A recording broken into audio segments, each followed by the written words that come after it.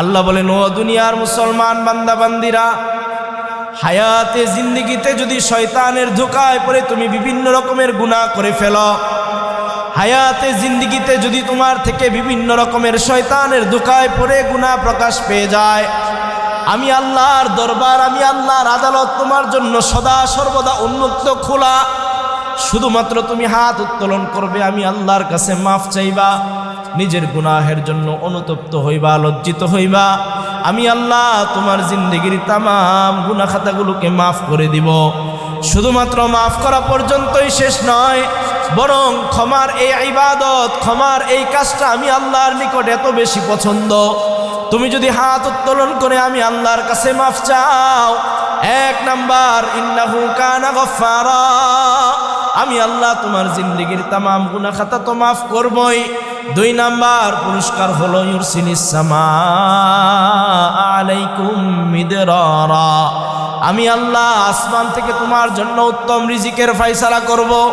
তুমি যদি আমি আল্লাহর কাছে ক্ষমা চাও, এক নাম্বার তোমার জিন্দেগির তামাম গুনাহ খাতা আমি আল্লাহ মাফ করব। দুই নাম্বার, আমি আল্লাহর পক্ষ থেকে তোমার জন্য পুরস্কার হলো আসমান থেকে তোমার জন্য উত্তম রিজিকের ফয়সালা করব। ইউরসিলিস সামা আলাইকুম মিদরারা ওয়া ইউমদিদুকুম বিআমওয়াল ওয়া বানিন ওয়া ইয়াজআল লাকুম জান্নাতিন ওয়া ইয়াজআল লাকুম আনহারা। আল্লাহ বলেন, দুনিয়ার জিন্দেগিতে আমি আল্লাহর পক্ষ থেকে এক নাম্বার তোমার গুনাহ খাতাকে মাফ করব, দুই নাম্বার তোমার জন্য উত্তম রিজিকের ব্যবস্থা করব, তিন নাম্বার হায়াতে জিন্দেগিতে যে বিষয় নিয়ে তোমার সবচেয়ে বেশি পেরেশানি, যে বিষয় নিয়ে তোমার জিন্দেগির সবচেয়ে বেশি পেরেশানি, সেটা হচ্ছে তুমি কোথা থেকে মাল অর্জন করবা, সম্পদ কিভাবে কামাইবা। ওয়াজআলনাকুম আনহারা, শুধুমাত্র এতটুকুই না, বরং আমি আল্লাহ তোমার জন্য বাগান বাড়ির ব্যবস্থা করব, সুন্দর বাগানের ব্যবস্থা করব, ফলমূলের গাছের ব্যবস্থা করব। তাহলে আমার আপনার জিন্দেগিতে গুনাহ হয়ে যাওয়ার পরে যদি আল্লাহর কাছে মাফ চাই, মাফ চাওয়ার এই ইবাদত আল্লাহর এত পছন্দ, আল্লাহ বলেন, এক নাম্বার জিন্দেগির গুনাহ মাফ করে দিব, দুই নাম্বার আসমান থেকে উত্তম রিজিকের ফয়সালা করব, তিন নাম্বার সম্পদের মালিকানা দান করব, চার নাম্বার নেককার সন্তান দান করব, পাঁচ নাম্বার তোমাকে বিভিন্ন রকমের ফল ফলাদি যুক্ত একটা বাগান বাড়ির ব্যবস্থাও আমি আল্লাহ করব। বলেন তো, আল্লাহর পক্ষ থেকে এই যে পুরস্কার, এগুলো কি কোনো ছোট পুরস্কার? শুধুমাত্র কেউ যদি আল্লাহর কাছে মাফ চায়, ক্ষমা চায়, তাহলে আল্লাহ বলেন এগুলো পুরস্কার। এটাই শেষ না, হাদিসের মধ্যে আল্লাহর রাসূল সাল্লাল্লাহু আলাইহি ওয়াসাল্লাম বলেন, কোন বান্দা যদি ইস্তেগফার করে, আল্লাহর কাছে যদি ক্ষমা প্রার্থনা করে, তাহলে আল্লাহ তাকে হায়াতে জিন্দেগিতে মুস্তাজাবুদ দাওয়া বানায় দেয়। বলেন সুবহানাল্লাহ। মুস্তাজাবুদ দাওয়া কাকে বলে?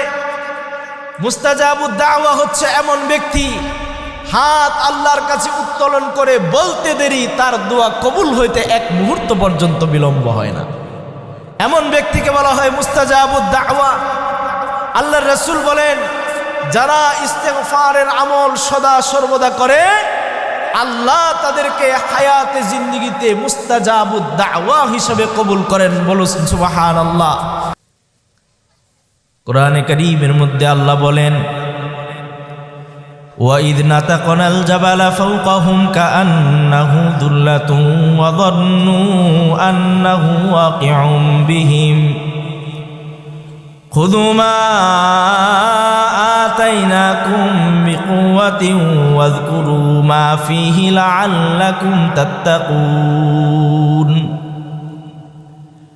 وَإِذْ أَخَذَ رَبُّكَ مِنْ بَنِي آدَمَ مِنْ ظُهُورِهِمْ ذُرِّيَّتَهُمْ وَأَشْهَدَهُمْ عَلَى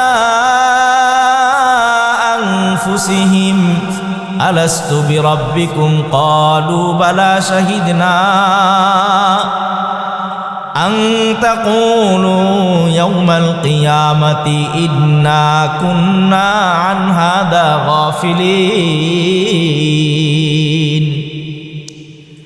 আল্লাহ ডাক দিয়া বলেন, ও আমার বান্দা বান্দি, হায়াতে জিন্দিগিতে তুমি যখন আসলা তো আমি আল্লাহর ওই কথাটাকে তুমি স্মরণ করো, ওই সময়ের কথা তুমি স্মরণ করো। ওয়াইদ আখাযা রাব্বুকা মিন বানি আদম, স্মরণ করুন ওই সময়ের কথা যখন আপনার রব আদম সন্তানদের কাছ থেকে একটি অঙ্গীকার গ্রহণ করেছিল। কি সে অঙ্গীকার? আল্লাহ বলেন, ওয়াইদ আখাযা রাব্বুকা মিন বানি আদম মিন যুহুরিহিম যুররিয়াতাহুম ওয়া আশহাদাহুম আলা আনফুসিহিম। আল্লাহ বলেন, আদম সন্তান থেকে যে অঙ্গীকার গ্রহণ করা হয়েছিল এবং তাদের অঙ্গীকারের ব্যাপারে স্বয়ং তাদেরকেই সাক্ষী রাখা হয়েছিল। নবী, আপনি তাদেরকে সেই কথা স্মরণ করিয়ে দিন, কি অঙ্গীকার তাদের থেকে গ্রহণ করা হয়েছিল। আল্লাহ বলেন, আমি সেদিন আলমে আরওয়াহের মধ্যে সকল রূহগুলোকে সামনে ডেকে একটি প্রশ্ন করেছিলাম, আলাস্তু বিরব্বিকুম, ও আমার বান্দাবান্দি, ও রূহের জগতে বসবাসকারী সকল রূহ সম্প্রদায়, বলো তো তোমাদের রব কে? আমি আল্লাহ তোমাদের রব কিনা তোমরা বলো। সেদিন আল্লাহর দরবারে আমি আপনি সকলে এক বাক্যে বলেছিলাম, ক্বালু বালা শাহিদনা। আমি আপনি সকল মানুষগুলো আল্লাহর দরবারে দাঁড়িয়ে সেদিন ঘোষণা দিয়েছিলাম, অবশ্যই রব, আমরা সাক্ষী দিচ্ছি দুনিয়ার জিন্দেগিতে, রূহের জিন্দেগিতে, পর জিন্দেগিতে, সকল জিন্দেগিতে একমাত্র আপনি আমাদের রব।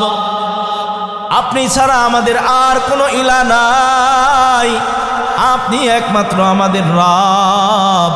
আমরা আল্লাহর দরবারে দাঁড়িয়ে সেদিন এই সাক্ষী দিয়েছিলাম।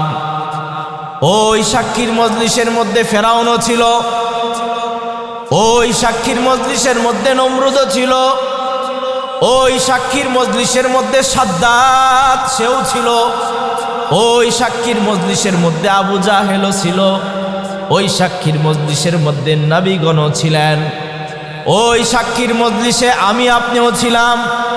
আমরা সকলেই এক বাক্যে বলেছি, রব আপনি আমাদের রব, আমরা সাক্ষী দিচ্ছি। ওই মজলিসের মধ্যে যারাই রবকে আল্লাহ বলে সাক্ষী দিয়েছিল, বলেন তো দুনিয়াতে আসার পরে তারা সবাই কি রবকে রব বলে মেনে নিয়েছে? দুনিয়াতে আসার পরে সবাই আল্লাহকে রব বলে মেনে নেয় নাই। সেখানে যদিও নমরুদ বলেছিল আপনি আমার রব, সাক্ষী দিচ্ছি, কিন্তু দুনিয়াতে আসার পরে রবের কথা সে ভুলে গিয়েছে। সে মজলিসে দাঁড়িয়ে ফেরাউনও যদি বলেছিল যে আমি আপনাকে রব বলে স্বীকার করছি, কিন্তু দুনিয়াতে আসার পরে সে রবকে ভুলে গিয়েছে। আল্লাহ বলেন, তোমাদেরকে দুনিয়াতে পাঠানোর পূর্বেই আমি আল্লাহ যে শিক্ষাটি দিয়েছি সেটা হচ্ছে রবের শিক্ষা, ঈমানের শিক্ষা, ইসলামের শিক্ষা। দুনিয়াতে আসার আগেই আমি আল্লাহ তোমাদেরকে ঈমানের শিক্ষা প্রদান করেছি। দুনিয়াতে আসার আগে দ্বিতীয় আরেকটি ধাপ, আলমে আরওয়াহের পরের যে ধাপটি ছিল সেটা হলো, আলমে আরওয়াহের পরে যখন তুমি মায়ের গর্ভে আগমন করেছো, মায়ের গর্ভে থাকাকালীন ফেরেশতাদের মাধ্যমে বারবার তোমার কানের মধ্যে তালকিন করেছে, আমি তোমার রব। তোমার জীবিত জন্মগ্রহণ করার কোনো শক্তি ছিল না, দুনিয়ার কোনো মানুষ তোমাকে জীবিত জন্মগ্রহণ করাতে পারতো না। তোমার মায়ের পেট থেকে আমি আল্লাহ তোমাকে জীবিত অবস্থায় দুনিয়াতে প্রেরণ করে আমার রুবুবিয়্যাতের পরিচয় দ্বিতীয়বারের মতো দান করেছি। দুনিয়াতে আসার পূর্বেই আল্লাহ দুইবার নিজের রুবুবিয়্যাতের পরিচয় আমাকে আপনাকে শিখাইছেন। এক নম্বরে শিখাইছেন আলমে আরওয়াহের মধ্যে আল্লাহ বলেছেন, আমি তোমাদের রব, তোমরা কি মানো? আমি আপনি সকলে এক বাক্যে বলেছি, অবশ্যই, কেন নয়, আমরা সাক্ষী দিচ্ছি আপনি আমাদের রব। এই কথা বলে আমরা রবের স্বীকারোক্তি দিয়ে এসেছি। দুনিয়া থেকে যখন আমরা বিদায় নিব, কবরের জগতে যখন আমাকে আপনাকে রাখা হবে, এই কবরের মধ্যে যেই প্রশ্নগুলো করা হবে, তিনটা প্রশ্নের একটা প্রশ্ন হলো তোমার দিন কি, তোমার ধর্ম কি। সেখানেও আমার আপনার থেকে সর্বপ্রথম যে প্রশ্নের উত্তর আল্লাহ জানতে চাবেন সেটা হচ্ছে দীনিয়াল ইসলাম। তার মানে হায়াতে জিন্দিগি, পর জিন্দিগি, সকল জিন্দেগিতে আল্লাহর পক্ষ থেকে আমার আপনার জন্য একটা পরিচয় নির্ধারিত, সেটা হচ্ছে তুমি মুসলমান নাকি অমুসলিম। তুমি কি মুসলমান নাকি অমুসলিম, এটাই হচ্ছে তোমার জিন্দেগির সবচেয়ে বড় পরিচয়। যে মুসলমান সে আল্লাহর আদালতে, আল্লাহর কাঠগড়ায় কাল কিয়ামতের ময়দানে সম্মানের অধিকারী হবে। আর যার এই পরিচয় নাই কিন্তু দুনিয়ার সকল পরিচয় আছে, বলেন তো আল্লাহর আদালত থেকে সেদিন মুক্তি পাওয়ার কোনো উপায় আছে? কোনো উপায় নাই। তাহলে আমার আপনার জিন্দেগির সবচেয়ে বড় পরিচয় হলো আমি আপনি মুসলমান। কি বলেন? আমরা মুসলমান, তো এটা তো সবাই স্বীকার করি আমরা কি মুসলমান। আমরা সবাই বলি আমরা মুসলমান। কেউ যদি আইসা বলে যে না তুমি মুসলমান না, আপনি এক জায়গায় দাবি করতেছেন আমি মুসলমান, একজন আইসা বলতেছে যে না তুমি তো মুসলমান না, বলেন তো এটা বলার পরে কোনো মুসলমান এই কথা সহ্য করতে পারবে? হ্যাঁ, আপনি একজন মুসলমান, আপনার একজন রাস্তায় বকা দিছে এই কাফের, বলেন তো কোনো মুসলমানকে কেউ যদি কাফের বলে গালি দেয় এটা কি কেউ সহ্য করতে পারে? কোনোদিন সহ্য করতে পারে না। তাহলে আমি আপনি এই সিদ্ধান্তে উপনীত হতে পেরেছি যে আমি আপনি কি মুসলমান, নাকি বলেন? এখন আসেন আল্লাহ কি বলে শুনেন। আল্লাহ বলেন ওয়ামিনান নাস মান ইয়াকুলু আমান্না বিল্লাহ।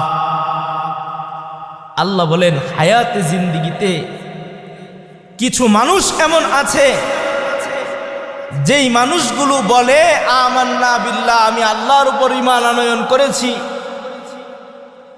আমি মুমিন, আমি মুসলমান বলে পরিচয় দেয়। কিন্তু ওয়ামিনান নাসি মান ইয়াকুলু আমান্না বিল্লাহি ওয়া বিল ইয়াউমিল আখির ওয়া মা হুম বিমুমিনিন। আল্লাহ বলেন হায়াতে জিন্দেগিতে কিছু মানুষ এমন আছে যারা এই কথা বলবে যে আমি আল্লাহর উপর ঈমান আনয়ন করেছি, তারপর আবার বলবে আমি আখিরাত দিবসের উপর ঈমান আনয়ন করেছি, আমি আল্লাহকেও বিশ্বাস করি আখিরাতকেও বিশ্বাস করি। আল্লাহ বলেন কিন্তু মনে রাখো আমা হুম বিমুমিনিন, শুধুমাত্র তার এই কথার উপর ভিত্তি করে তাকে মুমিন পরিচয় দেওয়া হবে না। আমি আপনি তো বললাম আমার আপনার পরিচয় মুমিন মুসলমান, আল্লাহ বলেন শুধুমাত্র মুখে উচ্চারণ করছে সে মুসলমান, সুতরাং তারে তোমরা মুসলমান হিসেবে গ্রহণ করো না। জবান দ্বারা সে বলেছে সে মুসলমান, কিন্তু সাবধান তাকে তোমরা মুসলমান হিসেবে গ্রহণ করো না, সে মুসলমান নয় এমন মানুষের সংখ্যা অধিক। আরেক আয়াতের মধ্যে আল্লাহ বলেন ওয়ামা ইউমিনু আকসারুহুম বিল্লাহ ইল্লা ওয়া হুম মুশরিকুন। আল্লাহ ডাক দিয়া বলেন ও দুনিয়ার মানুষেরা, তোমরা যারা নিজেদেরকে মুসলমান বলে পরিচয় দাও, তোমরা যারা বড় আমরা মুমিন, তোমাদের মধ্যে অধিকাংশ মানুষ এমন যারা বলে আল্লাহকে আমি বিশ্বাস করি, আমরা ঈমান আনয়ন করেছি। মনে রাখো মা ইউমিনু আকসারুহুম বিল্লাহ ইল্লা ওয়া হুম মুশরিকুন। যারা বলে আমরা আল্লাহর উপর ঈমান আনয়ন করেছি তাদের অধিকাংশই হলো মুশরিক। তাহলে কোরআনে কারীমের দুই আয়াতের মধ্যে আমরা দুইটা সমাধান পাইলাম। এক আয়াতের মধ্যে আল্লাহ বলেন যারা বলে আমি মুমিন, আল্লাহ বলে যে শুধুমাত্র তার এই কথার উপর তাকে মুমিন বইলা তোমরা মেনে নিও না। আরেক আয়াতের মধ্যে আল্লাহ বলেন যারা বলে আমরা মুসলমান তাদের অধিকাংশই হলো মুশরিক। মুশরিক বুঝেন তো? যারা আল্লাহর সাথে শরীক সাব্যস্ত করে। তাহলে বলেন তো শুধুমাত্র দাবি করার দ্বারা কি মুসলমান হওয়া যায়? আমি আপনি 100বার দাবি করতে পারবো আমি মুসলমান, আমি মুসলমান, আমি মুসলমান। আল্লাহ বলেন তোমার শুধুমাত্র এই দাবি করার দ্বারা আমি আল্লাহর আদালতে নিজের নাম মুসলমান হিসেবে প্রমাণ করা যাবে না, বরং প্রমাণ করার ভিন্ন আরো পন্থা আছে, সেই পন্থা দিয়ে তোমার নিজেকে মুসলমান প্রমাণ করতে হবে। ভালো মতো বুঝবেন।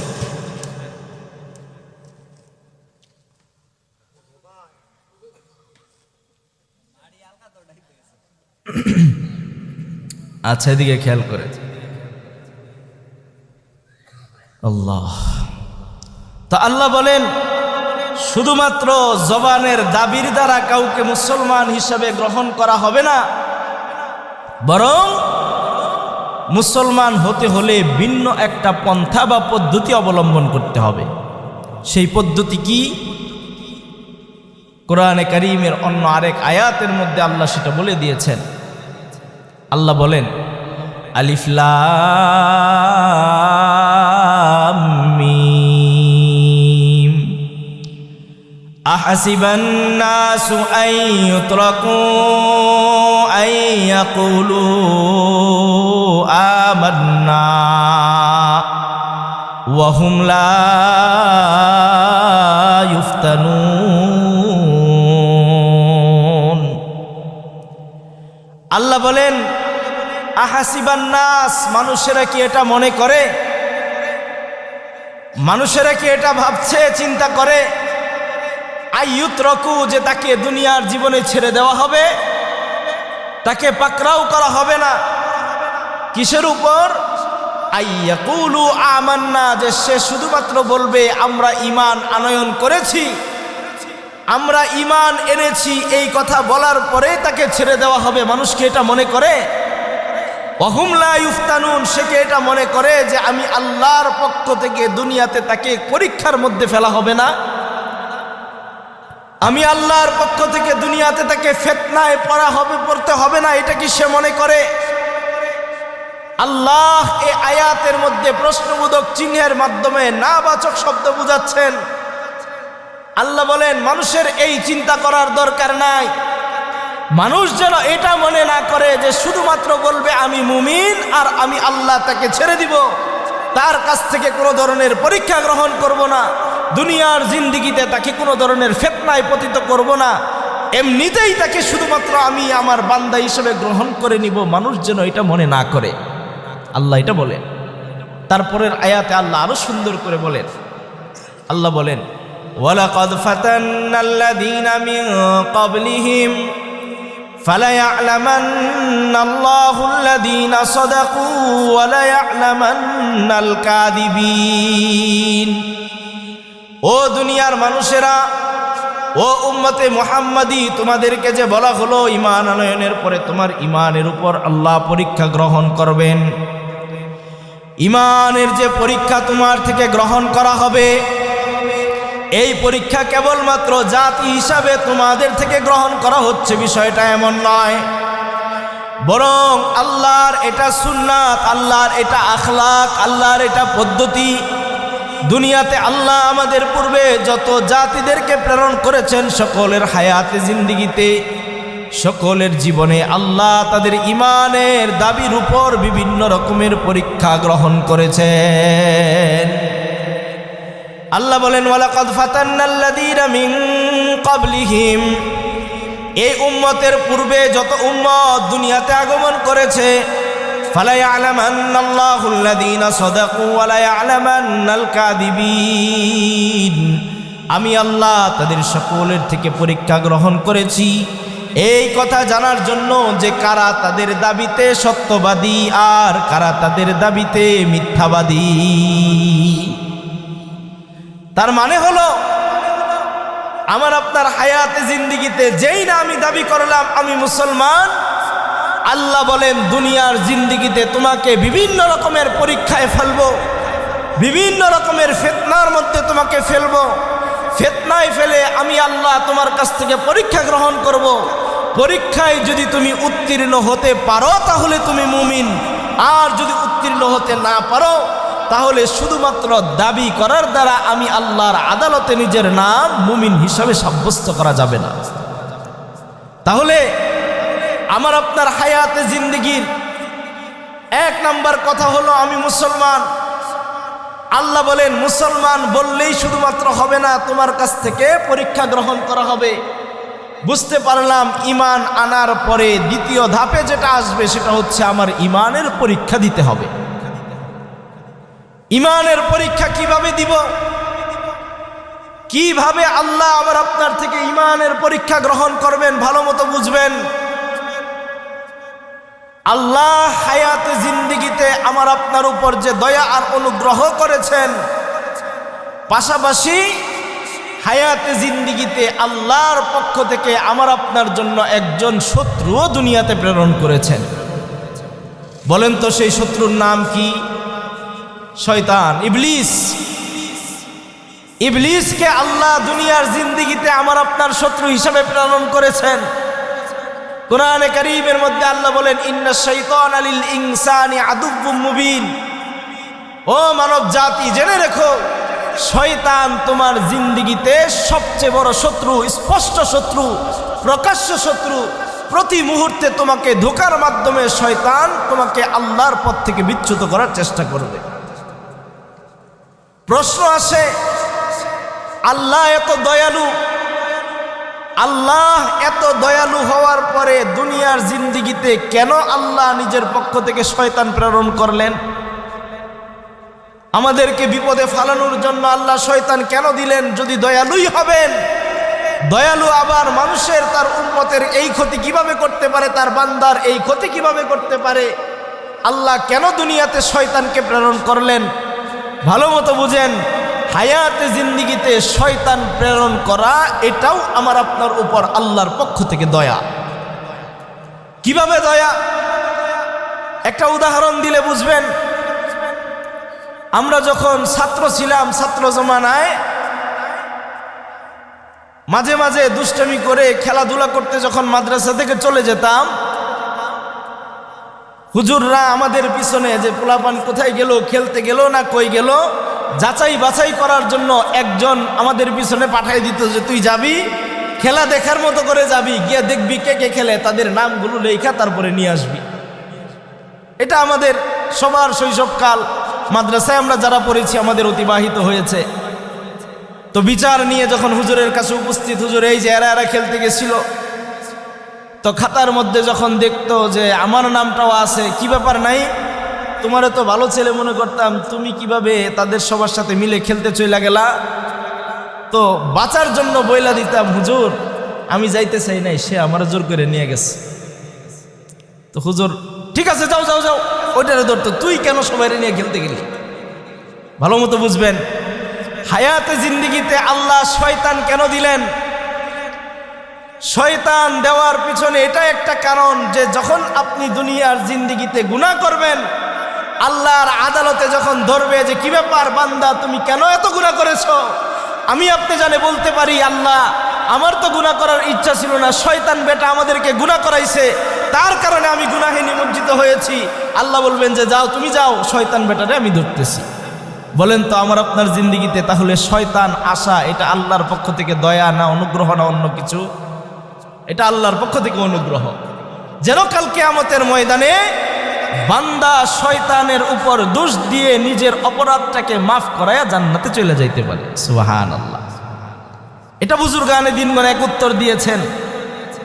পাশাপাশি আল্লাহর পক্ষ থেকে দুনিয়াতে শয়তান প্রেরণ করার পরেও আল্লাহর পক্ষ থেকে বান্দাদের উপর 3 ধরনের দয়া আল্লাহ করেছেন। ভালো মতো বুঝবেন। 1 নাম্বার আল্লাহর পক্ষ থেকে যে দয়া করেছেন সেটা হচ্ছে দুনিয়াতে শয়তান একজন মানুষকে কতভাবে ধোঁকা দিতে পারে আল্লাহ সকল পদ্ধতিগুলো আমাদেরকে জানিয়ে দিয়েছেন। আগেই বলে দিয়েছেন যে শয়তান তোমাকে এই পদ্ধতিতে ধোঁকা দিবে, শয়তান তোমাকে ওই পদ্ধতিতে ধোঁকা দিবে। ধোঁকার যত পদ্ধতি আছে আল্লাহ আগেই জানিয়ে দিয়েছেন। এটা আল্লাহর পক্ষ থেকে দয়া যে শয়তান যখন ধোঁকা দিতে আসবে তুমি তো জানোই সে কোন পদ্ধতিতে ধোঁকা দেয়, ধোঁকা দিতে আসলে তুমি নিজেকে হেফাজত করে নিবা। 2 নাম্বার, তারপরেও যদি শয়তানের ধোঁকার মধ্যে পড়ে যায়, আল্লাহ শয়তানকে দূর করার জন্য মুমিন বান্দা বান্দীদেরকে 2টা অস্ত্র দান করছেন, শক্তিশালী 2 অস্ত্র। এই দুই অস্ত্র যদি কেউ প্রয়োগ করে তাহলে শয়তান আর সেখানে উপস্থিত থাকতে পারে না। এক নাম্বার অস্ত্র হলো আউযু বিল্লাহি মিনাশ শাইতানির রাজিম, দুই নাম্বার অস্ত্র হলো আস্তাগফিরুল্লাহ রাব্বি মিন কুল্লি যামবি ওয়া আতুবু ইলাইহি লা হাওলা ওয়ালা কুওয়াতা ইল্লা বিল্লাহিল আলিয়্যিল আযীম। আল্লাহর পক্ষ থেকে অস্ত্র দিয়েছেন। যখনই বুঝবা শয়তান তোমাকে ধোঁকা দিতে আসছে, তুমি সাথে সাথে এই দোয়া পড়ে ফেলো। এগুলো আমি আল্লাহর পক্ষ থেকে দেওয়া মুগুর। দোয়া পড়তে দেরি, শয়তানের পিঠের মধ্যে মুগুরের বাড়ি পড়তে আর দেরি হয় না। আল্লাহর পক্ষ থেকে দুই নাম্বার দয়া। এক নাম্বার দয়া করছেন, শয়তান যত পদ্ধতিতে আমাকে আপনাকে ধোঁকা দেয় আল্লাহ সেটা বলে দিয়েছেন। দুই নাম্বার, শয়তানের মোকাবেলা করার জন্য আল্লাহ শক্তিশালী দুটি অস্ত্র দান করেছেন। তিন নাম্বার, আল্লাহর পক্ষ থেকে আমার আপনার জন্য দয়া। তিন নাম্বার দয়া আল্লাহ যেটা করেছেন সেটা হচ্ছে, শয়তান যদি তোমাকে ধোঁকা দিয়েই ফেলে, তাকে মুগুর দ্বারা আঘাত করতে পারো নাই, তার ধোঁকার পদ্ধতিগুলো বুঝতে পারো নাই, তোমাকে ধোঁকা সে দিয়েই ফেলেছে, আমি আল্লাহর পক্ষ থেকে তোমার জন্য তৃতীয় নাম্বার দয়া হলো, আমি আল্লাহ তওবার দরজা খোলা রেখেছি। বান্দা হাত উত্তোলন করবা, আমি আল্লাহর কাছে বলবা, শয়তান তোমাকে দ্বারা যত খারাপ কাজ করিয়েছে শুধুমাত্র বলার সাথে সাথে তোমার জিন্দেগীর তামাম গুনাহ আমি আল্লাহ মাফ করে দিব। সুবহানাল্লাহ। তাহলে শয়তান প্রেরণ করার দ্বারা আল্লাহ আমার আপনার উপর জুলুম করছেন না দয়া করছেন? শয়তান যদি না থাকতো, গুনাহের সুযোগ যদি না থাকতো, তাহলে নেক কাজের ফজিলত বুঝে আসতো না। যেমন ফেরেশতারা, গুনাহেরই তাদের শক্তি নাই, যার কারণে তাদের নেক কাজের দাম আমার আপনার নেক কাজ থেকে বেশি না। আমার আপনার নেক কাজের দাম আল্লাহর কাছে বেশি, কারণ গুনাহের শক্তি আল্লাহর পক্ষ থেকে আমাকে আপনাকে বেশি দেওয়া হয়েছে শয়তানের মাধ্যমে।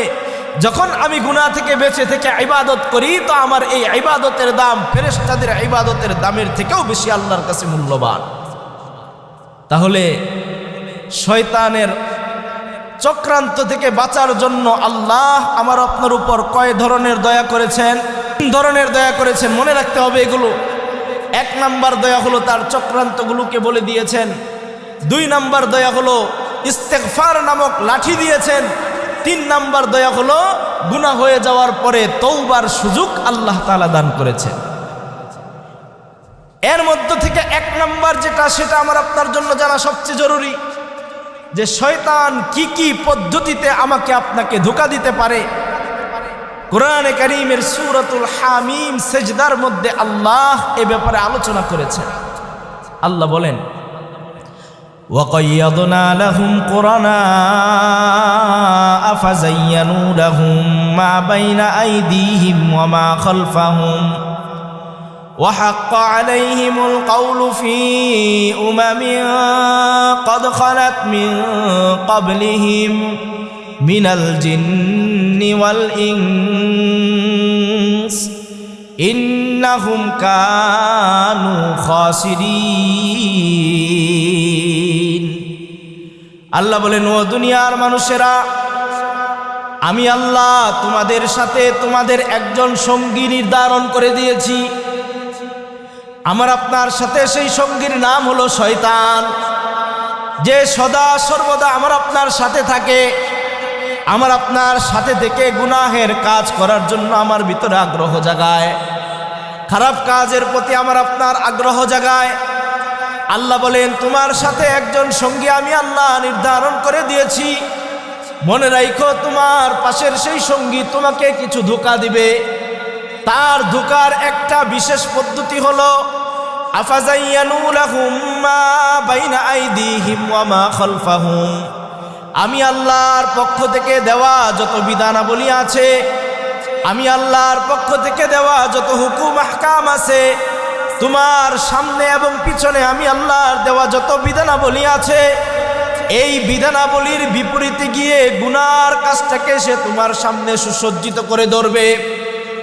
ভালো মতো বুঝবেন, শয়তানের ধোঁকার একটা পদ্ধতি হলো আল্লাহর হুকুমের বিপরীতে গিয়ে, আল্লাহর বিধানের বিপরীতে গিয়ে গুনাহের কাজটাকে শয়তান আমার আপনার সামনে সুসজ্জিত করে ধরে। যখন আমার আপনার সামনে সেই সুসজ্জিত কাজটি থাকে, তখন আমার মনে হয় এটাই মনে হয় তাহলে ঠিক, এটাই মনে হয় সহি কাজ। শয়তান বান্দাকে মানব জীবনে এটাও এক পদ্ধতিতে তার ধোঁকার জালের মধ্যে ফেলে। তাহলে ধোঁকার এক নাম্বার পদ্ধতি হলো শয়তান গুনাহটাকে সুসজ্জিত করে আমার সামনে পেশ করবে। তখন আমার মনে হবে এই সুসজ্জিত যেই জিনিসটা দেখা যাচ্ছে এটাই মনে হয় আসল, এটাই মনে হয় ঠিক, আর বাকি যেগুলো আছে এগুলো মনে হয় বেঠিক। আমার আপনার ভিতরে এটা মনে হবে এবং আমি আপনি শয়তানের সেই চক্রান্তের মধ্যে ফেসে যাব। উদাহরণ দিলে বুঝবেন শয়তান কি কি পদ্ধতিতে মানুষকে ধোঁকা দেয়, কি কি পদ্ধতিতে শয়তান একজন মানুষের সামনে গুনাহকে সুসজ্জিত করে রাখে। কয়েকটা উদাহরণ দিব। এক নাম্বার উদাহরণ হলো শরীয়তের একটা বিধান হলো আল্লাহ বলেন ওয়ালা তাকতুলু আওলাদাকুম খাশিয়াতা ইমলাক নাহনু নারযুকুহুম ওয়া ইয়্যাকুম। আল্লাহ বলেন হে দুনিয়ার মানুষেরা, লা তাকতুলু আওলাদাকুম খাশিয়াতা ইমলাক, রিজিকের অভাবের চিন্তা করে, কি খাওয়াবা সেই চিন্তা করে তোমরা তোমাদের সন্তানদেরকে হত্যা করো না। এটা আল্লাহর পক্ষ থেকে দেওয়া একটা ফরজ বিধান যে সাবধান, তুমি তোমার সন্তানের ভবিষ্যতের চিন্তা করে যে কি খাওয়াবা, তার খাবারের ব্যবস্থা কোথা থেকে হবে, এই চিন্তা ভাবনা থেকে তোমরা তোমাদের সন্তানদেরকে হত্যা করো না। আল্লাহ বলেন নাহনু নারযুকুহুম ওয়া ইয়্যাকুম। আল্লাহ বলেন তোমার গর্ভ থেকে যে সন্তান দুনিয়াতে আগমন করবে তার রিজিকের জিম্মাদারিও আমি আল্লাহ নিয়েছি এবং তোমার রিজিকের জিম্মাদারিও আমি আল্লাহ গ্রহণ করেছি।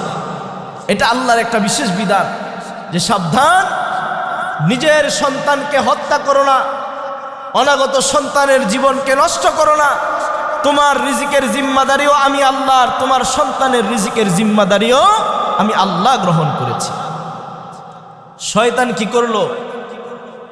এটার বিপরীতে আমি আপনি যেন আল্লাহর এই বিধান থেকে ফিরে আসি, এই কারণে আমার আপনার সামনে সুসজ্জিত চটকদার একটা বক্তব্য প্রকাশ করেছে, সেটা হলো সুখী পরিবার। কি পরিবার? সুখী পরিবার। সুখী পরিবার মানে বুঝেন, সুখী পরিবারের অর্থ হলো সন্তান যত কম সংসারের ভিতরে সুখ তত বেশি। সন্তান যত কম সংসারের ভিতরে সুখ তত বেশি। এটাকে তারা নাম দিয়েছে সুখী পরিবার। একজন সন্তান হবে, দুইজন সন্তান হবে, তিনজন সন্তান হবে, আর বেশি নেওয়া যাবে না। বিভিন্ন রকমের পদ্ধতি, বিভিন্ন রকমের স্লোগানের মাধ্যমে আমার আপনার ভিতরে আল্লাহর হুকুমের বহির্ভূত একটা চিন্তা আমার আপনার মাথার ভিতরে ঢুকিয়ে দিয়েছে শয়তান। কি স্লোগান? দুটি সন্তানের বেশি নয়, একটি হলেই ভালো হয়। নাউজুবিল্লাহ বলেন। দুটি সন্তানের বেশি নয়, একটি হলেই ভালো হয়। এই এক স্লোগান আমার আপনার মাথার ভিতরে ঢুকিয়ে দিয়ে চটকদার কথা, মনেও হয় এমন যে দুই সন্তানই তো যথেষ্ট, একটা হইলে আরো ভালো। এই একটা চিন্তা আমার আপনার মাথায় ঢুকিয়ে দিয়ে আল্লাহর বিধান থেকে আমাকে আপনাকে দূরে সরিয়ে দিয়েছে। আল্লাহ বলেন শয়তান তোমাদের সামনে এসে যে সুসজ্জিত জালগুলো ফেলবে এর মধ্যে এটা একটা জাল। অথচ আল্লাহ রাসূল সাল্লাল্লাহু আলাইহি সাল্লামের পক্ষ থেকে বিধান ছিল তাজাওয়াজুল ওয়াদুদাল ওয়ালুদ ফাইন্নী মুকাসিরুম বিকুমুল উমাম। হে দুনিয়ার পুরুষ জাতি, এমন মহিলাকে বিবাহ করো যে তোমাকে ভালোবাসবে এবং তোমাকে অধিক সন্তান দিতে পারবে। কেন? কাল কিয়ামতের ময়দানে আমি মুহাম্মদ আমার অধিক পরিমাণ উম্মত নিয়ে আল্লাহর কাছে গর্ব করব। যেখানে আল্লাহর রাসূলের শিক্ষা ছিল তোমরা অধিক সন্তান গ্রহণ করো, সেখানে কি খাওয়াবো রিজিকের চিন্তা ভাবনা করে আল্লাহর পক্ষ থেকে দেওয়া এই বিধান থেকে আমার আপনার মুখকে শয়তান ফিরিয়ে দিয়েছে। অথচ বলেন তো রিজিকের এই দায়িত্ব এটা কার হাতে? আল্লাহর হাতে হচ্ছে রিজিকের দায়িত্ব। আল্লাহ বলেন ওয়ামা মিন দাব্বাতিন ফিল আরদি ইল্লা আলাল্লাহি রিজকুহা ওয়া ইয়ালামু মুস্তাকাররাহা ওয়া মুস্তাউদাহা কুল্লুন ফি কিতাবিম মুবিন। শুধুমাত্র মানব জাতি নয়, দুনিয়াতে থাকা আমি আল্লাহর যত মাখলুকাত আছে সকল মাখলুকাতের রিজিকের জিম্মাদারি কার? আল্লাহ বলেন ওমা মিন দাব্বাতিন ফিল আরদি ইল্লা আলাল্লাহি রিজকুহা ওয়া ইয়ালামু মুস্তাকাররাহা। দুনিয়াতে বিচরণশীল সকল প্রাণীর রিজিকের ফয়সালা করেন আল্লাহ। ও দুনিয়ার মুসলমান, ভালো মতো বুঝবেন, দুনিয়াতে রিজিকের জন্য টেনশন করা একমাত্র জাতির নাম হলো মানুষ। আমরা ছাড়া দুনিয়াতে আর কেউ রিজিকের জন্য টেনশন করে না। কালকে কি খাবো, পরশুদিন কি খাবো, এটার ব্যাপারে আল্লাহর আর কোনো মাখলুকাতের কোনো টেনশন নাই। আপনি কোনোদিন শুনেন নাই বাঘ তার খাবারের জন্য টেনশন করছে, পাখি তার খাবারের জন্য টেনশন করছে? টেনশনের একমাত্র টেনশন করা জাতি হলো আমরা। কালকে কি খাবো এটার ব্যাপারে আমার আপনার ভিতরে টেনশন, আগত সন্তান কি খাবে এটার ব্যাপারে আমার আপনার ভিতরে টেনশন। আল্লাহ বলেন তাদের রিজিকের জিম্মাদারি তো আমি আল্লাহ নিজে গ্রহণ করেছি। সুতরাং তোমরা দুনিয়াতে তোমাদের কাজ হলো সন্তানদেরকে জন্ম দিবা, তাদেরকে নেক কাজ শিখাইবা, তাদেরকে আল্লাহওয়ালা বানাইবা, তাদেরকে মুত্তাকি পরহেজগার বানাইবা। কাল কিয়ামতের ময়দানে নবী বলেন তাদেরকে নিয়ে আমি গর্ব করব যে আমার উম্মত। কিন্তু শয়তান দুনিয়ার জিন্দেগিতে আমার আপনার এই আল্লাহর দেওয়া বিধানের বিপরীতে গিয়ে নতুন বিধান আমাদেরকে শিখিয়ে দিয়েছে। সুখী পরিবার করতে হলে 1-2 সন্তানের বেশি দরকার নাই। শয়তানের পক্ষ থেকে চক্রান্ত। আরো একটা শয়তানের চক্রান্ত বুঝেন। কোরআনে কারীমের একটা আয়াত আছে, আল্লাহ বলেন ওয়া আনকিহুল আয়ামা মিনকুম ওয়াস-সালিহিনা মিন ইবাদিকুম ওয়া ইমাইকুম ইয়াকুনু ফুকারা ইউগনিহিমুল্লাহু মিন ফাদলি। আল্লাহ বলেন ও দুনিয়ার অভিভাবক বৃন্দ, ও দুনিয়ার পিতামাতা, ও দুনিয়ার অভিভাবক বৃন্দ, তোমাদের জিম্মাদারি হলো ওয়া আনকিহুল আয়ামা মিনকুম, তোমাদের অধীনস্থ তোমাদের সন্তান সন্ততি নাতি নাতকরদের বিবাহ করানোর জিম্মাদারি তোমার। ওয়া আনকিহুল আয়ামা মিনকুম ওয়াস-সালিহিনা মিন ইবাদিকুম ওয়া ইমাইকুম, তোমার সন্তান তোমার সন্ততি তোমার ছেলে তোমার মেয়ের বিবাহ করানোর জিম্মাদারি তোমার। তাদের যখন উপনীত বয়স হয় তাদেরকে বিবাহ বন্ধনে আবদ্ধ করিয়ে দাও। বলেন তো এটা কার বিধান? কার বিধান এটা?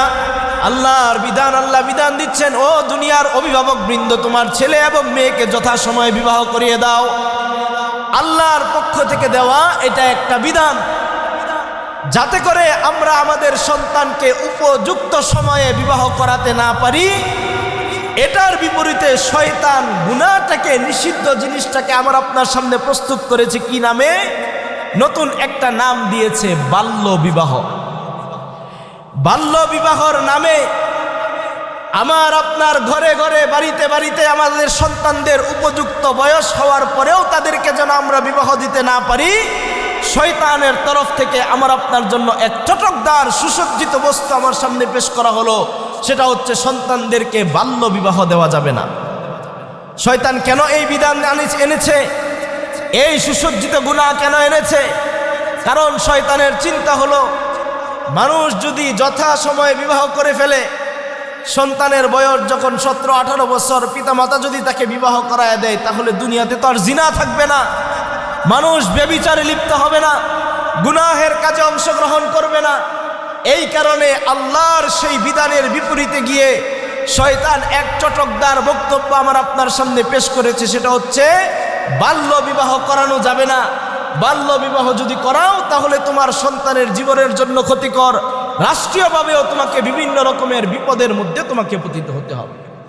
অথচ যারা বাল্য বিবাহের বিরোধিতা করে, ওই বালিকা মেয়ে যে বাল্য বিবাহের কারণে যার বয়সের কারণে তার বিবাহ করা সঠিক নয়, ওই মেয়ে যদি অন্য কারোর সাথে হারাম কোনো ধরনের সম্পর্কে লিপ্ত হয়ে যায়, তাহলে দেখবেন তাদের ব্যাপারে আর রাষ্ট্রের পক্ষ থেকে কোনো বক্তব্য নাই, রাষ্ট্র তাদের ব্যাপারে আর কোনো কথা বলে না।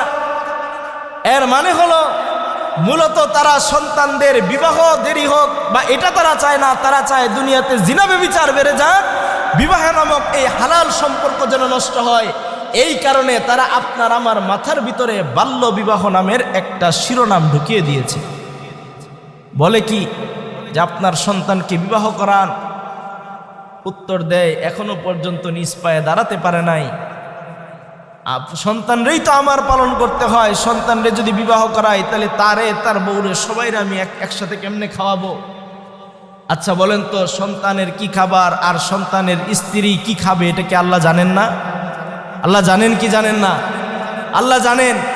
আল্লাহ নিজেই বলেন ইয়াকুনু ফুকারা আয়ুগনিহিমুল্লাহু মিন ফাদলি, তুমি যেই ভয়ে তোমার সন্তানকে বিবাহ করাও না, আমি আল্লাহ বলতেছি যদি তারা দরিদ্র হয় আমি আল্লাহ তাদের জন্য আমার ফজল ও করমে তাদেরকে আমি ধনী বানিয়ে দিব, তাদের জন্য ধনাঢ্যতার ব্যবস্থা করব, উত্তম রিজিকের ব্যবস্থা আমি আল্লাহ করব, তাদেরকে আমি আল্লাহ ধনী বানিয়ে দিব। কথা হচ্ছে তোমরা তোমাদের সন্তানদেরকে যথোপযুক্ত সময়ে বিবাহ করায় দাও। তো এই জন্য আল্লাহর এই বিধানের বিপরীতে শয়তান আমার আপনার জন্য সুসজ্জিত করে আমার আপনার জন্য চটকদার বক্তব্য নিয়ে আসছে। একটা বক্তব্য হলো বাল্য বিবাহ, আরেকটা বক্তব্য হলো সন্তান এখনো পর্যন্ত নিজ পায়ে দাঁড়াতে পারে নাই, তাহলে সে কিভাবে বিবাহ করবে? অথচ আপনার এই সন্তান, যে সন্তান নিজ পায়ে দাঁড়াতে পারে নাই, খবর নিয়ে দেখেন সে বিভিন্ন জায়গায় এখনই নানান ধরনের সম্পর্ক কায়েম করে ফেলেছে। আল্লাহর পক্ষ থেকে যে বিধান আমার আপনার জন্য, সেই বিধানকে ফলো করতে হবে। সন্তান যখন উপযুক্ত হবে, সঠিক বয়সে যখন উন্নীত হবে, তখন সন্তানের বিবাহের দায়িত্ব আমার আপনার এই জিম্মাদারি আদায় করতে হবে। প্রত্যেক পিতামাতার জিন্দিগিতে তার সন্তানদের ব্যাপারে যে জিম্মাদারি আছে, এর মধ্যে অন্যতম একটা জিম্মাদারি হলো সন্তানকে সঠিক সময়ে বিবাহ বন্ধনে আবদ্ধ করানো। 3 নাম্বার আরেকটা উদাহরণ বুঝেন। কোরআনে কারীমের মধ্যে আল্লাহ বিধান দিয়েছেন লিজ্জাকারি মিসলু হাজ্জিল উনসায়াইন। ভালো মতো বুঝবেন, আল্লাহ বলেন মৃত ব্যক্তির ছেলে পাবে যা, মেয়ে পাবে তার অর্ধেক। মৃত ব্যক্তির ছেলে পাবে যা, মেয়ে পাবে তার কতটুকু? অর্ধেক। মেয়ে পাবে যা, ছেলে পাবে তার ডাবল। মেয়ে পাবে যা, ছেলে পাবে তার ডাবল। এটা আল্লাহর পক্ষ থেকে একটা ফরজ বিধান।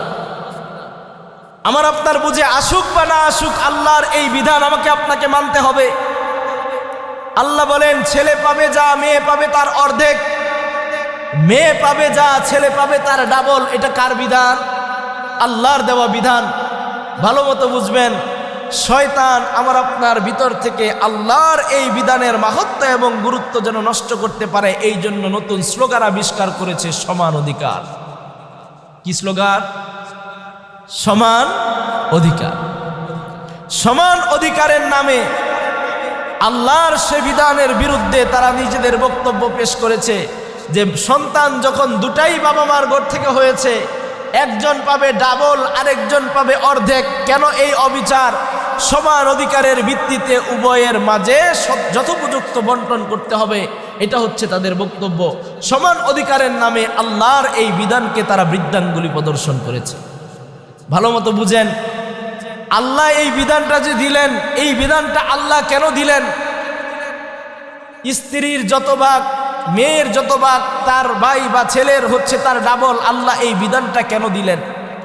উদাহরণ দিলে ভালো মতো বুঝবেন। মনে করেন আপনার এই যে পার্শ্ববর্তী মাদ্রাসা আছে, পুটান মাদ্রাসা, পুটান মাদ্রাসার মুহতামিম সাহেব হুজুর, মাদ্রাসার যিনি বাজার সদাই করে, বোর্ডিংয়ের যিনি শিক্ষক আছেন, মনে করেন কথার কথা তার হাতে 5,000 টাকা দিছে, দিয়ে বলছে আগামী 1 সপ্তাহের বাজার তুমি নোয়াপাড়া থেকে আজকে করে নিয়ে আসবা। কত টাকা দিছে? 5,000। কি বলেছে? নোয়াপাড়া থেকে আগামী 1 সপ্তাহের যে বাজার সদাই আছে, এই বাজারটা তুমি করে নিয়ে আসবা। তো মুহতামিম সাহেব যখন ওই হুজুরকে 5,000 টাকা দেয়, তার ছেলে, তার সন্তানটাও পাশে বসা, সে দাঁড়ায় বলতেছে, বাবা হুজুরের সাথে আমিও বাজারে যাব। তুমি কেন বাজারে যাবে? না আমিও বাজারে যাব। ঠিক আছে, বাজারে যখন যাবা পিতা তার পকেট থেকে বের করে 100 টাকা সন্তানের হাতে দিছে যে নাও এই টাকা দিয়ে তুমি বাজারে গিয়ে মজা খাইও। বুঝতেছেন উদাহরণ? ভালো মতো বুঝবেন। এখন সন্তান বেঁকে বসছে, হ্যাঁ হুজুরকে দিছেন 5000 টাকা, আমারে দেন মাত্র 100 টাকা, সমান অধিকারের ভিত্তিতে আমাকেও 5000 টাকা দিতে হবে। বলেন তো এটা কি সমান অধিকার হইল? সমান অধিকার হইছে? তারে যে 100 টাকা দিছে এটা কি বাজার করার টাকা নাকি মজা খাওয়ার টাকা? আর ওই যে হুজুরকে যে 5000 টাকা দিছে এটা কি মজা খাওয়ার টাকা নাকি বাজার করার টাকা? সুতরাং দুইজনের মধ্যে সেও যদি বলে আমাকেও 5000 টাকা দিতে হবে, বলেন তো এটা কি সমান অধিকার হইল নাকি পাগলামি হইল? ভালো মতো বুঝেন। এখন আল্লাহ হায়াতে জিন্দেগিতে প্রত্যেক পুরুষ মানুষের উপর কিছু বিশেষ দায়িত্ব প্রদান করেছেন। বিশেষ করে তাকে সম্পদের 2টি ভাগ দিয়েছেন, দায়িত্ব দিয়েছেন 4টা। 1 নাম্বার দায়িত্ব হলো তুমি যদি পিতা হও তাহলে তোমার কন্যার ভরণ পোষণের দায়িত্ব তোমার। তুমি যদি সন্তান হও তোমার মায়ের ভরণ পোষণের দায়িত্ব তোমার। তুমি যদি স্বামী হও তোমার স্ত্রীর ভরণ পোষণের দায়িত্ব তোমার। তুমি যদি ভাই হও তোমার বোনের ভরণ পোষণের দায়িত্ব তোমার। বলেন তো কয়টা দায়িত্ব দিছে? ভালো মতো বুঝবেন। আল্লাহর পক্ষ থেকে একজন পুরুষ মানুষকে দায়িত্ব দেওয়া হয়েছে 4টা। 1 নাম্বার, তুমি যদি স্বামী হও তোমার স্ত্রীর দায়িত্ব তোমাকে গ্রহণ করতে হবে। তুমি যদি সন্তান হও মায়ের দায়িত্ব গ্রহণ করতে হবে। তুমি যদি পিতা হও কন্যার দায়িত্ব গ্রহণ করতে হবে। তুমি যদি ভাই হও তোমার বোনের দায়িত্ব তোমাকে গ্রহণ করতে হবে। দায়িত্ব 4টা, ভাগ কয়টা? 2টা। ভাগ কয়টা? 2টা। এখন আসেন কন্যার ক্ষেত্রে, ভাগ হইল অর্ধেক, দায়িত্ব নাই একটাও। ভাগ কতটুক? অর্ধেক, সম্পদের অর্ধেক, কিন্তু দায়িত্ব নাই একটাও। কন্যাদেরকে আল্লাহর পক্ষ থেকে কোনো দায়িত্ব দেওয়া হয় নাই। কন্যাকে বলা হয় নাই তোমার স্বামীকে খাওয়ানোর জিম্মাদারি তোমার, তোমার পিতাকে খাওয়ানোর জিম্মাদারি তোমার, বরং পিতাকে বলা হয়েছে তোমার কন্যাকে খাওয়াতে হবে, স্বামীকে বলা হয়েছে তোমার স্ত্রীকে খাওয়াতে হবে। তাহলে প্রশ্ন আসে যে স্ত্রীকে তাহলে আল্লাহ অংশ দিলই কেন যখন দায়িত্ব নাই? ওই যে ওইটাই উত্তর, আল্লাহ মজা খাওয়ার জন্য তাকে অংশ দিয়েছে, বাজার করার জন্য অংশ দেয় নাই, আল্লাহ অংশ দিয়েছেন মজা খাওয়ার জন্য। সুতরাং আল্লাহর দেওয়া যেই বিধান সেই বিধানের মধ্যে ভুল থাকতে পারে না।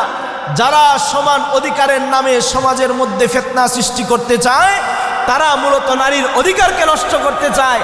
অর্ধেক সম্পদ ভাগ করে তার মাথার উপর 4টা দায়িত্ব চাপাই দিতে যায় যে তোমার এখন দায়িত্ব তোমার পিতাকে দেখতে হবে, তোমার স্বামীকে দেখতে হবে, তোমার সন্তানকে দেখতে হবে, তোমার ভাইকে দেখতে হবে। আল্লাহ বলেন নারীকে তো আমি কোনো দায়িত্ব দিয়ে বানাই নাই, নারীর দায়িত্ব পুরুষ গ্রহণ করবে। সমান অধিকারের নামে আমার নারীকে বেইজ্জত করার জন্য, রাস্তায় বের করে আনার জন্য তারা এই নতুন স্লোগানের আবিষ্কার করেছে। ভালো মতো বুঝবেন। তাহলে আল্লাহর বিধান যেটা ছিল, আল্লাহর সে সুন্দর বিধানের বিপরীতে তারা সুসজ্জিত করে শরীয়ত বহির্ভূত একটা নতুন স্লোগান আবিষ্কার করেছে, সেটা হচ্ছে সমান অধিকার। সমান অধিকার বলে ইসলামী শরীয়তের আল্লাহর দেওয়া সেই বিধানকে তারা অস্বীকার করতে চায়। বাস্তবিক অর্থে সমান অধিকার কখনো নারীর ইজ্জত বয়ে আনে না, বরং নারীকে সমাজের মধ্যে একমাত্র হেয় আর অপদস্থই তারা করে থাকে। ভালো মতো বুঝেন। আরো একটা উদাহরণ দেই। বলেন তো মূর্তি পূজার বিধান কি? জানেন না? মূর্তি পূজা করা হালাল, জায়েজ। কোনো মুসলমান যদি, এই যে এখন বিভিন্ন জায়গায় পূজা চলতেছে, কোনো মুসলমান যদি কোনো দেবদেবীর সামনে মাথা নত করে, বলেন তো তার ঈমান থাকে না চলে যায়? ঈমান থাকে? মুসলমান থাকার কোনো উপায় আছে? ভালো মতো বুঝেন। ঈমান বিধ্বংসী বিভিন্ন রকমের অপসংস্কৃতি আমাদের সমাজের মধ্যে প্রচলিত। আজকে এটাও খুব জরুরি বলা, আজকে ডিসেম্বর মাসের কয় তারিখ? 27 তারিখ। 28, 29, 30, 31 নতুন বছর আসতেছে না? এই নতুন বছরের শেষ রাত্রের নাম দেওয়া হয়েছে 31st নাইট। শুনছেন নাই নাম? কি নাম দেওয়া হয়েছে এটা? 31st night. এই চটকদার এক নাম। 31-এর দিনের শেষের যে রাত এবং 1 তারিখের যে শুরুর যে রাত, এই রাতের নামকরণ করা হয়েছে 31st নাইট। এই 31st নাইট নামক এক স্লোগান তৈরি করে আমাদের যুব সমাজের অন্তরের মধ্যে হ্যাপি নিউ ইয়ার বা বর্ষবরণের এক চরিত্র, এক আখলাক তাদের অন্তরের ভিতরে ঢুকিয়ে দিয়েছে। অথচ আমরা যদি এর ইতিহাস যাচাই বাছাই করি তাহলে আমরা যেটা পাই, এই 31st নাইট এই অনুষ্ঠানের সূচনা হয়েছে প্রাচীন রোমকদের জমানায়। ভালো মতো খেয়াল করেন, রোম সম্প্রদায়ের তারা পৌত্তলিক ছিল, মূর্তির পূজা করত। তাদের একটা বিশেষ মূর্তি ছিল, এই মূর্তির নাম ছিল জানুস। ভালো মতো খেয়াল করেন, তাদের একটা মূর্তি ছিল, সেই মূর্তির নাম ছিল জানুস দেবতা। এই জানুস দেবতার নামে নামকরণ করে সর্বপ্রথম মাসের নাম করেছে তারা জানুয়ারি। ভালো মতো বুঝেন, এই যে জানুস দেবতা, তাদের বিশ্বাস ছিল জানুস দেবতার 2টা মুখ থাকে, মুখামুখি, মনে করেন একটা মুখ এদিকে ফিরানো, একটা মুখ এদিকে ফিরানো, তার 2টা মুখ থাকে। এই জানুস দেবতার যে 2টা মুখ, রোমকদের বিশ্বাস ছিল পিছনের যে মুখটা আছে, জানুস দেবতার এই শক্তি আছে, গত 1 বছরে যত গুনাহ করেছি যদি তার কাছে গিয়ে মাফ চাই তাহলে সে আমার সকল গুনাহকে মাফ করে দিবে। বলেন নাউজুবিল্লাহ।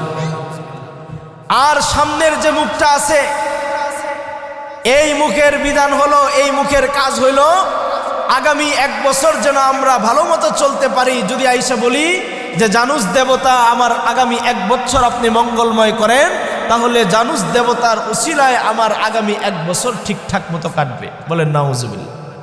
তো তারা ডিসেম্বর মাসের এই শেষ দিনে এই পূজার ব্যবস্থা করত। যখনই 12টা বাজবে সময়, কাছাকাছি 12টার কাছাকাছি সময় হয়ে গিয়েছে, 12টা বাজার সময় তারা ওই পিছনের মুখের কাছে যাইতো, গিয়ে বলতো, জানুস দেবতা 2025 সাল বিভিন্ন রকমের গুনাহের মধ্যে পার করে এসেছি, বিভিন্ন রকমের অপরাধ করেছি, দেবতা আপনি আমাদেরকে মাফ করে দেন। যেই মনে করেন যে 12টা বাইজা গেছে, বাস সাথে সাথে তারা সামনের মুখে এখানে আইসা বলা শুরু করতো, 2026 সালের সূচনা করতেছি, জানুস দেবতা আপনি আমাদের আগামী 1টি বছর সুন্দরভাবে পরিচালিত করেন। বলেন তো, কোন মুসলমান যদি এই বিশ্বাস করে তাহলে তার ঈমান থাকবে? ঈমান থাকে? কিন্তু আমাকে আপনাকে যদি বলা হয় হ্যাপি নিউ ইয়ার পালন করা মানে একটা পূজা করা, তাহলে তো কোনো মুসলমান যাবে না। শয়তান এটার জন্য সুন্দর একটা নাম নির্ধারণ করেছে, সেটা হচ্ছে 31st নাইট। এই কথা বলে আমাদের সরল মনা মুসলমান যুবকদের অন্তরের মধ্যে এই হ্যাপি নিউ ইয়ারের মহাব্বত তৈরি করে দিয়েছে। যুবকরা হ্যাপি নিউ ইয়ার করে, অথচ সে জানেও না ইসলামের খাতা থেকে তার নাম কেটে কখন যে কাফেরের এবং মুরতাদের খাতার মধ্যে তার নাম লিপিবদ্ধ হয়ে গিয়েছে, সে বলতেও পারবে না। তো আল্লাহর পক্ষ থেকে আমার আপনার জন্য এই ধরনের বিভিন্ন রকমের পরীক্ষা আল্লাহ আমার আপনার জন্য গ্রহণ করবেন। যখন আমি আপনি এই পরীক্ষাগুলোতে উত্তীর্ণ হতে পারবো, এই পরীক্ষাগুলোতে যখন আমি আপনি টিকতে পারবো, তখন আল্লাহ বলেন আমি তোমাকে মুমিন বলে স্বীকার করব। এগুলো আমি আল্লাহর পক্ষ থেকে তোমার জন্য পরীক্ষা।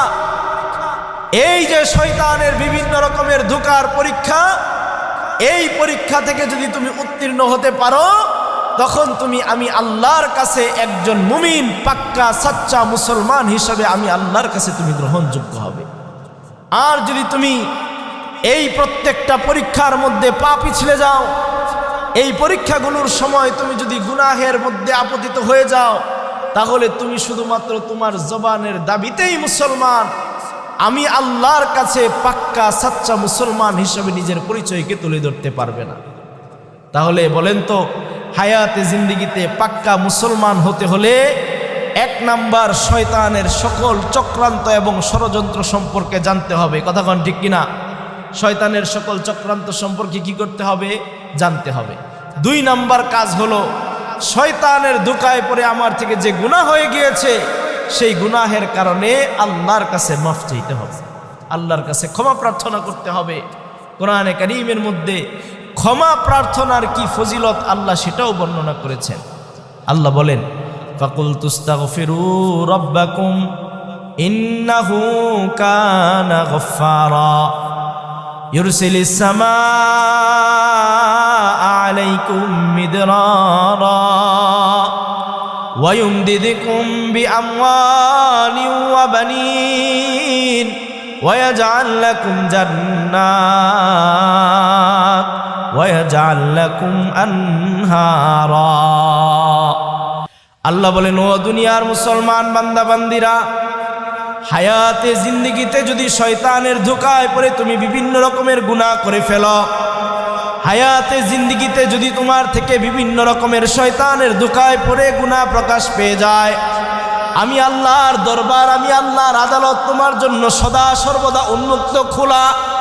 শুধুমাত্র তুমি হাত উত্তোলন করবে, আমি আল্লাহর কাছে মাফ চাইবা, নিজের গুনাহের জন্য অনুতপ্ত হইবা, লজ্জিত হইবা। আমি আল্লাহ তোমার জিন্দেগির তামাম গুনাহ খাতাগুলোকে মাফ করে দিব। শুধুমাত্র মাফ করা পর্যন্তই শেষ নয়, বরং ক্ষমার এই ইবাদত, ক্ষমার এই কাজটা আমি আল্লাহর নিকট এত বেশি পছন্দ। তুমি যদি হাত উত্তোলন করে আমি আল্লাহর কাছে মাফ চাও, এক নাম্বার ইন্নাহু কানা গফফারা, আমি আল্লাহ তোমার জিন্দেগির তামাম গুনাহ খাতা তো মাফ করবই। দুই নাম্বার পুরস্কার হলো ইউরসিলিস সামাআ আলাইকুম মিদরারা, আমি আল্লাহ আসমান থেকে তোমার জন্য উত্তম রিজিকের ফয়সালা করব। তুমি যদি আমি আল্লাহর কাছে ক্ষমা চাও, এক নাম্বার তোমার জিন্দেগির তামাম গুনাহ খাতা আমি আল্লাহ মাফ করব। দুই নাম্বার আমি আল্লাহর পক্ষ থেকে তোমার জন্য পুরস্কার হলো আসমান থেকে তোমার জন্য উত্তম রিজিকের ফয়সালা করব। ইউরসিলিস সামাআ আলাইকুম মিদরারা ওয়া ইউমদিদুকুম বিআমওয়াল ওয়া বানিন ওয়া ইয়াজআল লাকুম জান্নাতিন ওয়া ইয়াজআল লাকুম আনহারা। আল্লাহ বলেন, দুনিয়ার জিন্দেগিতে আমি আল্লাহর পক্ষ থেকে এক নাম্বার তোমার গুনাহ খাতাকে মাফ করব, দুই নাম্বার তোমার জন্য উত্তম রিজিকের ব্যবস্থা করব, তিন নাম্বার হায়াতে জিন্দেগিতে যে বিষয় নিয়ে তোমার সবচেয়ে বেশি পেরেশানি, যে বিষয় নিয়ে তোমার জিন্দেগির সবচেয়ে বেশি পেরেশানি, সেটা হচ্ছে তুমি কোথা থেকে মাল অর্জন করবা, সম্পদ কিভাবে কামাইবা। ওয়াজআলনাকুম আনহারা, শুধুমাত্র এতটুকুই না, বরং আমি আল্লাহ তোমার জন্য বাগান বাড়ির ব্যবস্থা করব, সুন্দর বাগানের ব্যবস্থা করব, ফলমূলের গাছের ব্যবস্থা করব। তাহলে আমার আপনার জিন্দেগিতে গুনাহ হয়ে যাওয়ার পরে যদি আল্লাহর কাছে মাফ চাই, মাফ চাওয়ার এই ইবাদত আল্লাহর এত পছন্দ, আল্লাহ বলেন এক নাম্বার জিন্দেগির গুনাহ মাফ করে দিব, দুই নাম্বার আসমান থেকে উত্তম রিজিকের ফয়সালা করব, তিন নাম্বার সম্পদের মালিকানা দান করব, চার নাম্বার নেককার সন্তান দান করব, পাঁচ নাম্বার তোমাকে বিভিন্ন রকমের ফল ফলাদি যুক্ত একটা বাগান বাড়ির ব্যবস্থাও আমি আল্লাহ করব। বলেন তো, আল্লাহর পক্ষ থেকে এই যে পুরস্কার, এগুলো কি কোনো ছোট পুরস্কার? শুধুমাত্র কেউ যদি আল্লাহর কাছে মাফ চায়, ক্ষমা চায়, তাহলে আল্লাহ বলেন এগুলো পুরস্কার। এটাই শেষ না, হাদিসের মধ্যে আল্লাহর রাসূল সাল্লাল্লাহু আলাইহি ওয়াসাল্লাম বলেন, কোন বান্দা যদি ইস্তেগফার করে, আল্লাহর কাছে যদি ক্ষমা প্রার্থনা করে, তাহলে আল্লাহ তাকে হায়াতে জিন্দেগিতে মুস্তাজাবুদ দাওয়া বানায় দেয়। বলেন সুবহানাল্লাহ। মুস্তাজাবুদ দাওয়া কাকে বলে? মুস্তাজাবুদ দাওয়া হচ্ছে এমন ব্যক্তি, হাত আল্লাহর কাছে উত্তোলন করে বলতে দেরি, তার দোয়া কবুল হইতে এক মুহূর্ত পর্যন্ত বিলম্ব হয় না। এমন ব্যক্তিকে বলা হয় মুস্তাজাবুদ দাওয়া। আল্লাহর রাসূল বলেন, যারা ইস্তেগফারের আমল সদা সর্বদা করে, আল্লাহ তাদেরকে হায়াতে জিন্দেগিতে মুস্তাজাবুদ দাওয়া হিসেবে কবুল করেন। বলুন সুবহানাল্লাহ। শুধুমাত্র মুস্তাজাবুদ দাওয়ার এক ঘটনা বলে আমি আমার আজকের বয়ানের সমাপ্ত টানবো। মুস্তাজাবুদ দাওয়া কেমন জিনিস ভালো মতো বুঝেন। হযরত আহমদ বিন হাম্বল রাহমাতুল্লাহি আলাইহির ঘটনা। হযরত আহমদ বিন হাম্বল রাহমাতুল্লাহি আলাইহি একদিন রাস্তা দিয়ে এক জায়গায় যাইতেছেন, যাওয়ার সময় রাত হয়ে গেল, অন্ধকার রাত হয়ে গিয়েছে। রাতের বেলায় তিনি কোথায় থাকবেন? দেখলেন একটা মসজিদ আছে, মসজিদের মধ্যে গিয়ে তিনি অবস্থান করলেন। কিছুক্ষণ পর নামাজের পরে মুয়াজ্জিন সাহেব এসে বললেন, মুরব্বী মসজিদ থেকে বের হন, আমরা তো মসজিদে তালা লাগিয়ে দিব। আহমদ বিন হাম্বল রাহমাতুল্লাহি আলাইহি যদিও যুগ শ্রেষ্ঠ আলেম ছিলেন, কিন্তু দেখতে ছোট মোটা একজন মানুষ ছিলেন। মানুষেরা যারা ওনাকে চিনত না, দেখার পরে কোনোদিন বুঝতে পারতো না যে এটা আহমদ বিন হাম্বল। তা আহমদ বিন হাম্বল রাহমাতুল্লাহি আলাইহি মসজিদ থেকে বের হয়ে রাস্তা দিয়ে হাঁটতেছেন। কোথায় যাবেন? রাতের বেলা যাওয়ার কোনো জায়গা নাই। কিছু দূর যাওয়ার পরে দেখেন পথের পাশে এক ব্যক্তি বসে বসে পিঠা বানায়। এক পিঠাওয়ালা পথের পাশে বসে বসে পিঠা বানায়। আহমদ বিন হাম্বল রাহমাতুল্লাহি আলাইহি চিন্তা করলেন, এক কাজ করি, রাতের বেলায় এই অন্ধকার রাতে আর কোথায় যাব, পিঠাওয়ালার পাশে বসি, তার সাথে গল্পগুজব করে আজকের রাতটা পার করে দিব।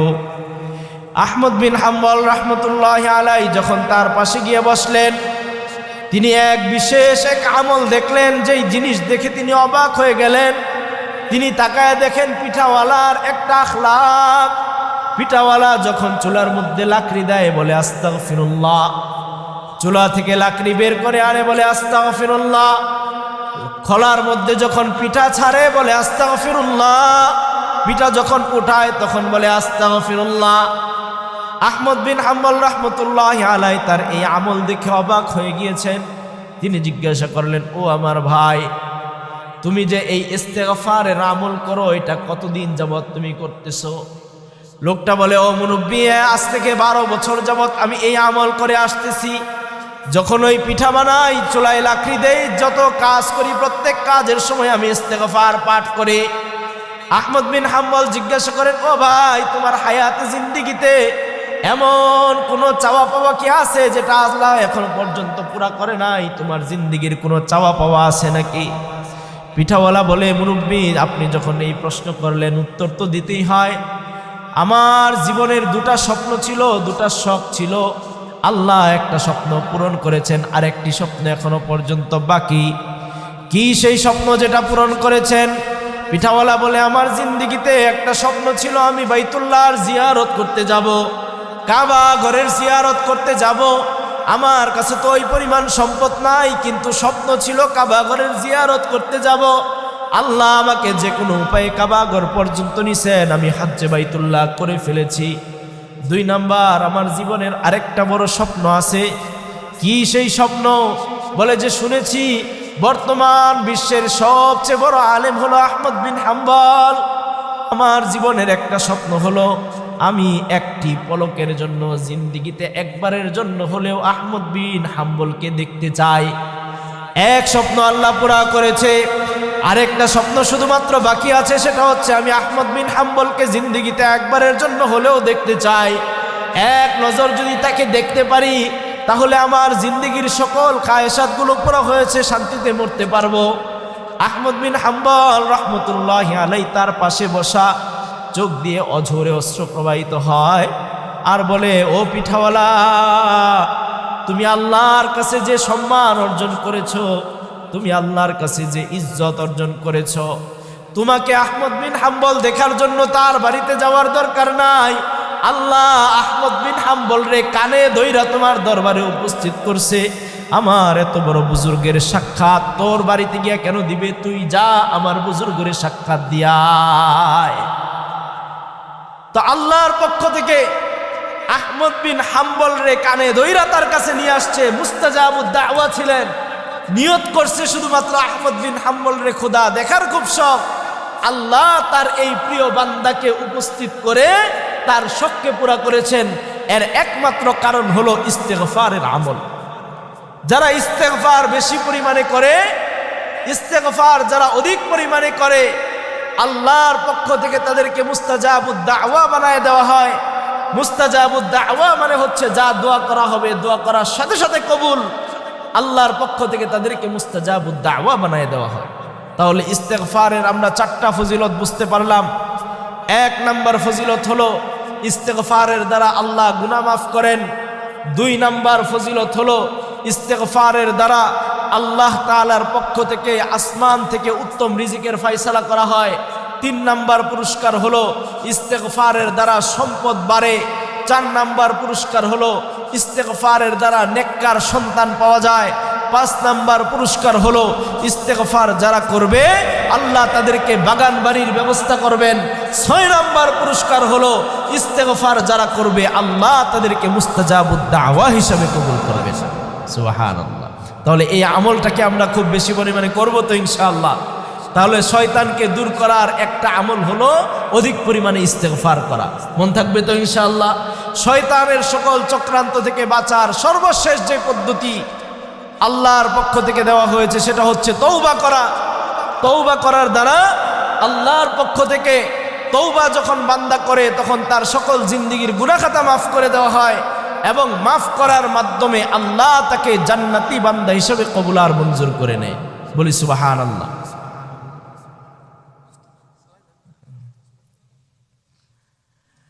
তওবা যারা করে তওবার মাধ্যমে আল্লাহ তাকে তার প্রিয় বান্দা নৈকট্যপ্রাপ্ত বান্দা হিসেবে কবুল আর মঞ্জুর করেন। ভালো মতো বুঝবেন তওবা কাকে বলে। গুনাহ হয়ে যাওয়ার পরে আল্লাহর কাছে লজ্জিত এবং অনুতপ্ত হয়ে মাফ চাওয়াকেই তওবা বলা হয়। আল্লাহর সামনে দাঁড়ানোর ভয় করে যে কাল কিয়ামতের ময়দানে আল্লাহর সামনে আমাকে দণ্ডায়মান হতে হবে, এই চিন্তা ভাবনা থেকে গুনাহ করে ফেললে তওবা করা, তওবার সাথে সাথে আল্লাহর কাছে ওই ব্যক্তির দাম এবং মর্যাদা বৃদ্ধি পেয়ে যায়। শুধুমাত্র তাই না, কোরআনে কারীমের আয়াতের মধ্যে আল্লাহ বলেন ওয়ালিমান খাফা মাকামা রাব্বিহি জান্নাতান ফাবিআইয়ি আলাই রাব্বিকুমা তুকাজ্জিবান। যারা কাল কিয়ামতের ময়দানে আল্লাহর সামনে দণ্ডায়মান হওয়াকে ভয় করে, আল্লাহর সামনে দাঁড়ানোকে যারা ভয় করে এবং এই ভয় থেকে গুনাহকে পরিত্যাগ করে, গুনাহর কাছ থেকে নিজেকে হেফাজত করে, আল্লাহ বলেন কাল কিয়ামতের ময়দানে তাদের গুনাহ তো আমি মাফ করবই, পাশাপাশি আমি আল্লাহর পক্ষ থেকে কাল কিয়ামতের ময়দানে তাদের জন্য 2টি জান্নাতের ঘোষণা দিচ্ছি। তাফসীর ইবনে কাসিরের মধ্যে এই আয়াতের তাফসীরের মধ্যে ওমর রাদিয়াল্লাহু আনহুর জামানার এক ঘটনা তুলে ধরেছেন। ওমর রাদিয়াল্লাহু আনহুর জামানার এক ঘটনা, এক যুবক ব্যক্তি ছিল। এই যুবক ব্যক্তি প্রতিনিয়ত এই পথ ধরে ওমর রাদিয়াল্লাহু আনহুর পিছনে নামাজ আদায় করার জন্য যাইতেন। নামাজ আদায় করতে যাওয়ার সময় নামাজ আদায় করে যখন ফিরতেন পথিমধ্যে একজন মহিলা প্রতিনিয়ত তাকে গুনাহের দিকে আহ্বান করত। একদিন গুনাহের কাজ করার তার ভিতরে আগ্রহ জেগে গেল। সে চিন্তা করলো একদিন গেলে এমনই বা কি হবে, কিন্তু তার বাড়িতে যাওয়ার সাথে সাথে তার অন্তরের মধ্যে আসলো আল্লাহর সামনে তো আমাকে দণ্ডায়মান হতে হবে। গুনাহ থেকে নিজেকে হেফাজতের চিন্তা যখন তার মাথায় আসলো, সে চিৎকার দিয়ে বেহুশ হয়ে গেল। বাড়িতে আসার পরে দ্বিতীয়বার যখন পিতার কাছে ঘটনা বলবে, চিৎকার দিয়ে মৃত্যুবরণ করলো। ওমর রাদিয়াল্লাহু আনহু যখন জানলেন তার সমাজের এক ব্যক্তি মারা গেছে, তিনি তার কবর জিয়ারত করার জন্য যখন গেলেন, গিয়ে জিজ্ঞাসা করলেন কি ব্যাপার, কি এমন কাজ করেছিল যৌবনকালে সে মৃত্যুবরণ করেছে। তখন পিতা বলল তার অন্তরের মধ্যে গুনাহের চিন্তা চলে এসেছিল। গুনাহের চিন্তা যখন আসে, আসার পরে সে গুনাহের কাজে যখন যায় তখন আল্লাহর ভয় তার অন্তরে জেগে ওঠে। সে চিৎকার দিয়ে বেহুশ হয়ে যায় এবং মৃত্যুবরণ করে। ওমর রাদিয়াল্লাহু আনহু বলেন আমাকে তার কবরের পাশে নিয়ে যাও। কবরের পাশে যাওয়ার পরে ওমর রাদিয়াল্লাহু আনহু তার কবরের পাশে দাঁড়ায়া কোরআনের এই আয়াত পাঠ করে করে বলেন ওয়ালিমান খাফা মাকামা রাব্বিহি জান্নাতান। হে যুবক, মনে রাখো যারা তার হায়াতে জিন্দেগিতে আল্লাহর ভয়ে গুনাহ ছেড়ে দিয়েছে, গুনাহ থেকে তওবা করেছে, আল্লাহ তাদেরকে 2টি জান্নাতের মালিকানা দান করবে। উপস্থিত সকল মানুষ সেদিন শুনতে পেয়েছে। কবর থেকে সেই ব্যক্তিটা জবাব দিতে লাগলো, আমিরুল মুমিনিন আল্লাহি শাহাদ, আমির সাহেব আপনি সাক্ষী থাকেন, আল্লাহ আমাকে 2টা জান্নাতের মালিকানাই দান করেছেন। এই জন্য তওবা করব তো ইনশাআল্লাহ। বলেন তওবা করব। তাহলে শয়তানের সকল চক্রান্তগুলো বুঝবো, ইস্তেগফার করব। গুনাহ যদি হয়ে যায় তাহলেও আমরা তওবা করে আল্লাহর কাছে কায়মন বাক্যে তওবা করব। তাহলে শয়তানের সকল ধোঁকা থেকেও আল্লাহ আমাকে হেফাজত করবেন। ধোঁকায় পড়ে গেলেও আল্লাহ আমার জিন্দেগীর গুনাহ খাতাকে মাফ করবেন। আল্লাহ যে কথাগুলো বললাম এর মধ্যে থেকে সঠিক কথাগুলোর উপর আমল করার তৌফিক দান করেন। সকল ভুল ভ্রান্তি থেকে আল্লাহ আমাদেরকে হেফাজত করেন। আমিন। ওয়া আখিরু দাওয়ানা আলহামদুলিল্লাহি রাব্বিল আলামিন।